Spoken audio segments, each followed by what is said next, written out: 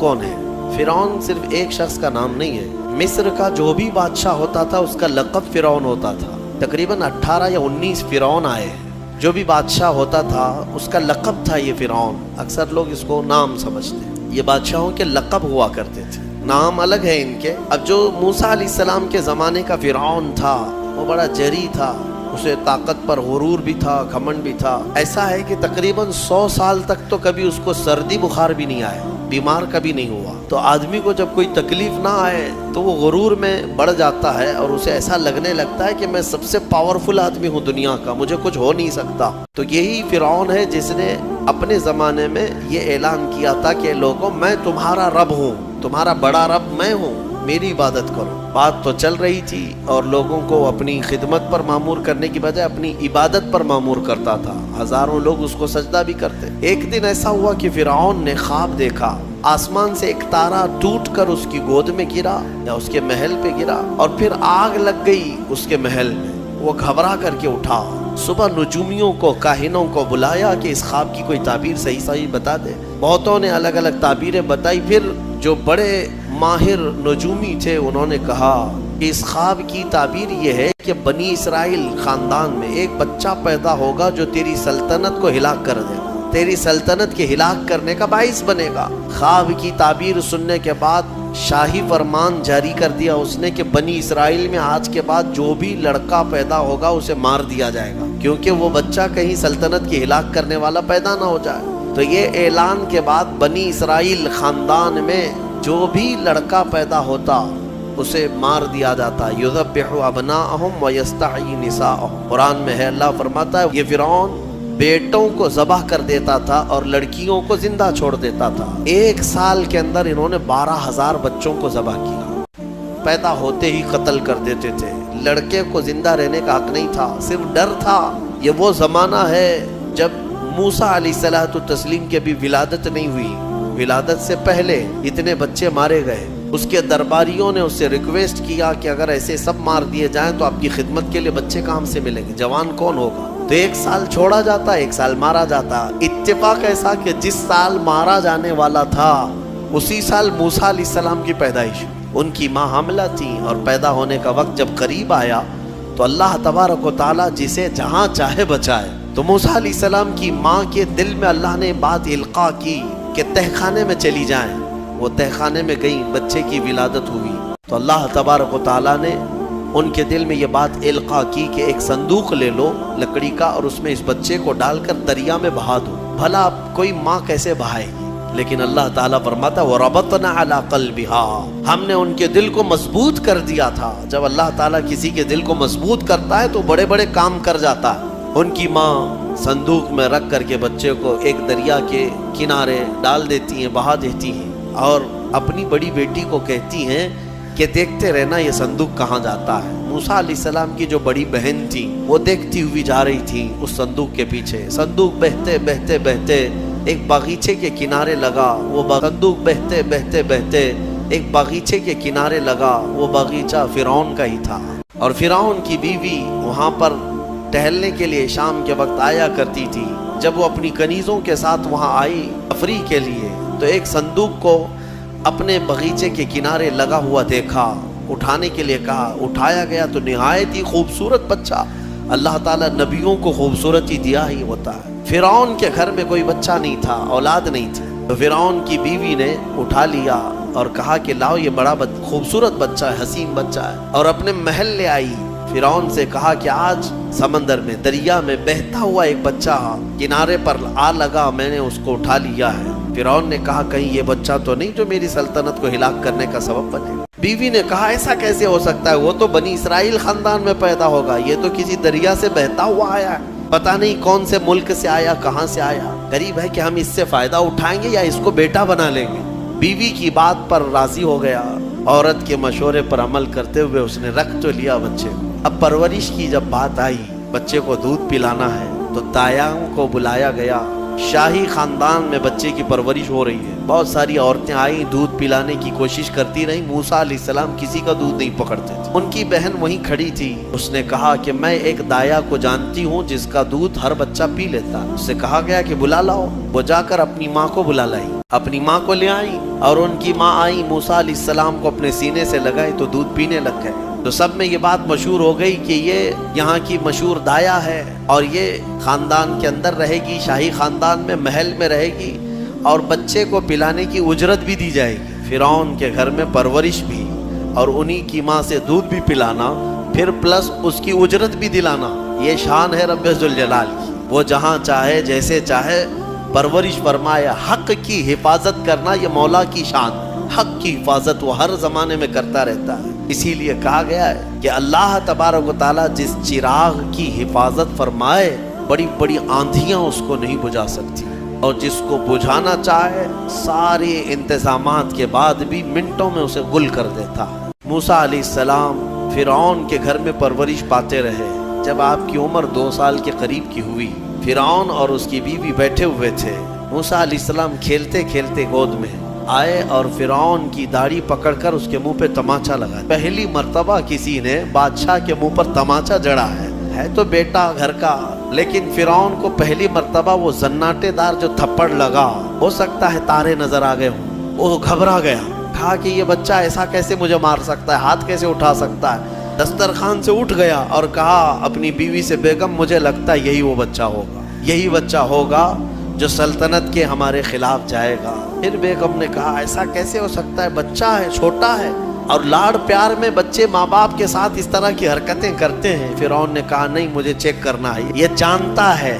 تو پھر موسیٰ علیہ السلام کا وہاں پر امتحان لیا گیا. فرعون کی بیوی بچانے پر لگی ہوئی تھی. فرعون نے کہا کہ ٹھیک ہے، دیکھتے ہیں یہ کہ بچے کو سمجھ ہے یا نہیں ہے. امتحان کے لیے بیگم نے کہا ایک کام کرو، ایک برتن میں آگ کے انگارے دہکتے ہوئے کوئلے وہ بھی لائے جائیں اور ایک برتن میں سفید پھول لائے جائیں. اگر بچہ عقل مند ہوگا تو پھولوں کو پکڑے گا، نہیں تو پھر یہ لال چیز کی طرف بچوں کا ہاتھ زیادہ جاتا ہے، آگ دیکھے گا. کہا ٹھیک ہے، یہ آزمائش کی جائے گی. ایک برتن میں آگ کے لال سرخ انگارے کوئلے لائے گئے اور ایک برتن میں پھول لائے گئے، دونوں رکھے گئے.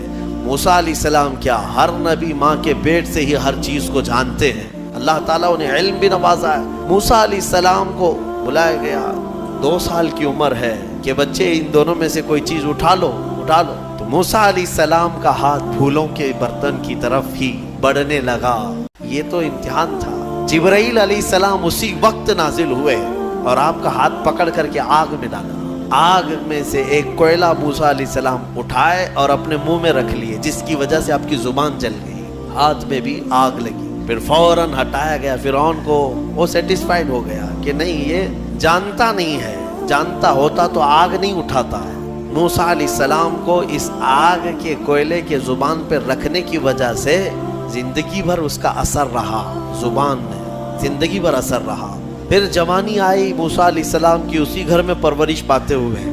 پھر آپ وہاں سے نکلے اور آپ کی ماں نے آپ کو ساری چیزیں بتا دیں کہ ہم بنی اسرائیل سے ہیں، نبیوں کا خاندان ہے، اللہ تبارک و تعالیٰ کی عبادت پر ہم ہیں، اور فرعون ظالم ہے اور وہ اپنی پرستش کرواتا ہے، اپنی عبادت کرواتا ہے، لہذا ہم فرعون کے خاندان سے نہیں ہیں. موسیٰ علیہ السلام جوان ہونے کے بعد ان تمام سچویشن کو سمجھ چکے تھے، سارے حالات. ایک بار ایسا ہوا کہ موسیٰ علیہ السلام اپنی بستی سے باہر کی طرف جا رہے تھے. 2 لوگوں کو لڑتے ہوئے دیکھا. ایک بنی اسرائیل کا تھا، ان کے خاندان کا تھا، ایک فرعون کے خاندان کا تھا. تو ان کے خاندان کا جو آدمی تھا وہ پکارا موسیٰ علیہ السلام، ہائے ہائے میں مرا جا رہا ہوں، مجھے بچا لو موسیٰ، مجھے بچا لو. موسیٰ علیہ السلام آئے، دیکھا دونوں جھگڑ رہے ہیں.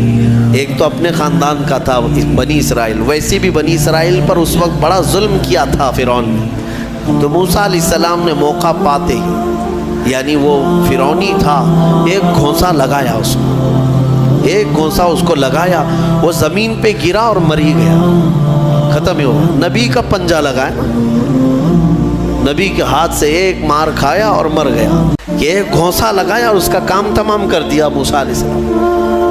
پھر حضرت موسیٰ علیہ السلام کو افسوس ہوا کہ یہ مجھ سے کیا ہو گیا، یعنی میں نے تو اس دونوں کے جھگڑوں کو چھڑانے کے لیے کوشش کیا لیکن میرے ہاتھ سے یہ مر گیا. اللہ کی بارگاہ میں آپ نے استغفار کرنا شروع کیا. اے اللہ تو مجھے معاف فرما دے. فغفر لہو، اللہ تعالیٰ نے معاف بھی فرمایا، آیتیں نازل ہوئی. پھر چند دن کے بعد ایسا ہوا، پھر ان کے خاندان والا بنی اسرائیلی ایک بار پھر کسی سے لڑ رہا تھا. دوسرا ہی دن تھا. موسیٰ علیہ السلام کو پھر آج اس نے پکارا. تب موسیٰ علیہ السلام نے کہا غلطی تو تیری ہی ہے، کل بھی تو ہی لڑ رہا تھا، آج بھی تو ہی لڑ رہا ہے، یعنی روز تو نے پیشہ بنا لیا لڑنے کا. تو موسیٰ علیہ السلام اپنا پنجہ لے کر اسی کی طرف آنے لگ گئے. یہ جو اسرائیلی تھا تو وہ ڈر گیا. اس کو پتا تھا کہ کل کیا ہوا ہے، ایک گھونسا کھانے کے بعد ہوتا کیا ہے. تو چیخنے لگا اتريد ان تقتلني كما قتلت نفسا بالامس. موسیٰ کیا تو مجھے بھی ویسے ہی قتل کرنا چاہتا ہے جیسے کل تو نے قتل کیا تھا؟ یہ کہتے ہوئے وہ جھگڑا چھوڑ کر بھاگ گیا. اب بھاگ کر جا کر فرعون کے خاندان والوں کو، بلکہ فرعون کو سب بتا دیا کہ موسیٰ بنی اسرائیل سے ہیں اور ایک فرعونی کو، ایک تمہارے خاندان والے کو کل موسیٰ نے قتل کیا ہے. تو معاملہ بڑا بگڑ گیا. فرعون کے دربار میں یہ سب اس نے چغلی کیا. بتاؤ وہ کون تھا؟ بنی اسرائیل خاندان سے، موسیٰ علیہ السلام کے خاندان کا تھا. اور فرعون کے ہاں چغلی کیا ہے انہی کی، موسیٰ علیہ السلام کی چغلی کیا انہی کے خاندان کا آدمی فرعون کے ہاں جا کر بتایا. فرعون پوری تیاری کر کے کہا کہ موسیٰ کو پکڑو. اور میں پہلے سے کہتا آ رہا تھا کہ وہی بچہ ہے اور میرا گمان صحیح نکلا. اس بنیاد پر اس نے اپنی بیوی کو سزا دینا شروع کیا، حضرت آسیہ. اس بنیاد پر وہ عذاب اس قدر دیا کہ ان کے ہاتھوں پر میخ مار کر انہیں سلاتا تھا، ان کو بالوں سمیت چھت سے لٹکا دیا جاتا تھا. بہت شدت کی تکلیف دی حضرت آسیہ کو، کیونکہ وہ موسیٰ علیہ السلام پر ایمان لاتی، وہ موسیٰ کے خدا پر ایمان رکھتی تھی. تو فرعون نے اپنے جانبازوں کو، اپنے لڑاکوں کو بھیجا کہ پھر موسیٰ کو پکڑو. وہ سب نکلے تو ایک ان کی اچھائی چاہنے والا، ان کا خیر خواہ شہر سے دوڑتا ہوا آیا. وجاء رجل من اقصى المدینة يسعى، دوڑتا ہوا آیا شہر سے اور کہا قال یا موسیٰ ان الملأ یأتمرون بک لیقتلوک، فوج پیچھے سے آ رہی ہے تمہیں قتل کرنے کے لیے، تم یہاں سے فوراً نکل جاؤ، یہ بستی چھوڑ دو. حضرت موسیٰ علیہ السلام اس کی بات سن کر کے نکل. یہ مصر کی سرزمین تھی، چھوڑ کر کے آپ وہاں سے نکلے. فخرج منها خائفا يترقب، وہاں سے خوف کے عالم میں نکلے تھے. موسیٰ علیہ السلام دوسری بستی پر چلے گئے، ایک ایسی جگہ پر گئے. یہ پورا واقعہ تفصیل سے سورہ قصص میں موجود ہے. ایک بستی پر پہنچے تو وہاں پر دیکھا ہے کہ ایک کنویں پر بھیڑ لگی ہوئی ہے، بہت ساری بھیڑ ہے، پانی کھینچ رہی ہیں. اس میں دو لڑکیاں دور شرماتے کھڑی ہیں، وہ پانی میں لینے کے لیے بھیڑ میں نہیں جا پا رہی. تو موسیٰ علیہ السلام بھیڑ کو چیرتے ہوئے آئے اور ان دو لڑکیوں کے لیے پانی آپ نے ڈول سے نکل. آپ مضبوط تھے، قوی تھے، طاقتور تھے. پانی آپ نے نکالا اور پانی نکال کر ان دونوں لڑکیوں کو دیا. تو وہ جوان لڑکیاں تھیں. انہوں نے کہا کہ چلو، ہمارے باپ اس شہر کے بڑے نیک اور پرہیزگار آدمی ہیں، ہم تمہیں لے کر کے چلتی ہیں اور اپنے باپ سے تمہیں اجرت دلائیں گے. تم دیکھنے میں بڑے اچھے لگتے ہو، اجنبی ہو، مسافر ہو، اجرت دلائیں گے جو پانی تم نے ہمیں ڈول سے کھینچ کر دیا ہے.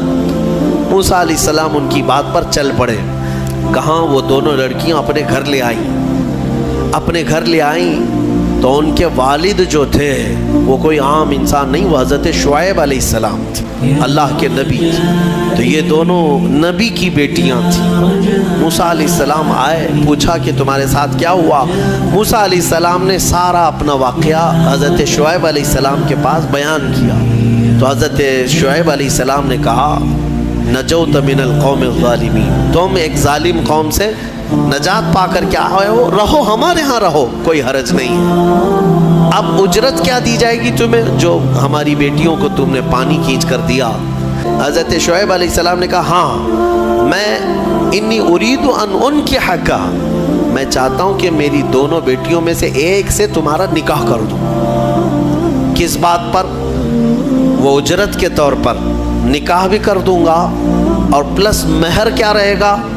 مہر میں یہ رہے گا کہ میرے باغیچہ ہے ایک، اس باغیچے میں 8 سال تک تمہیں رکھوالی کرنی ہوگی، 8 سال تک.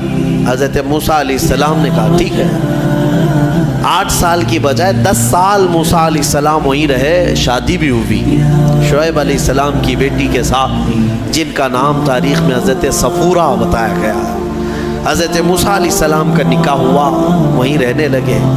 10 साल के बाद मूसा अलैहिस्सलाम फिर अपनी बीवी को लेकर, अपने घर वालों को यानी अपनी अहलिया को लेकर निकल पड़े वापस। फिर आप सफ़र पर थे, बीच रास्ते में आपको आग की ज़रूरत थी।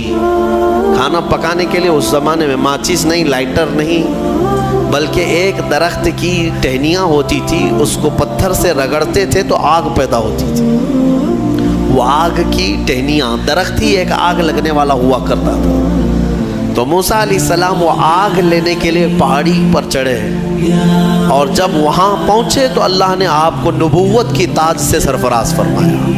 जिब्राइल अलैहिस्सलाम आए और आपको नबूवत के एजाज़ से सरफराज किया गया और ऐलान किया गया कि ऐ मूसा, आप अल्लाह के जलीलुल क़द्र नबी हैं और रसूल हैं। अब आप जाएं, अपनी अहलिया को लेकर वापस फ़िरौन के पास जाइए, फिर आना है आपको फ़िरौन की इस बड़ी सल्तनत में। मूसा अलैहिस्सलाम पहले अपने घर आए।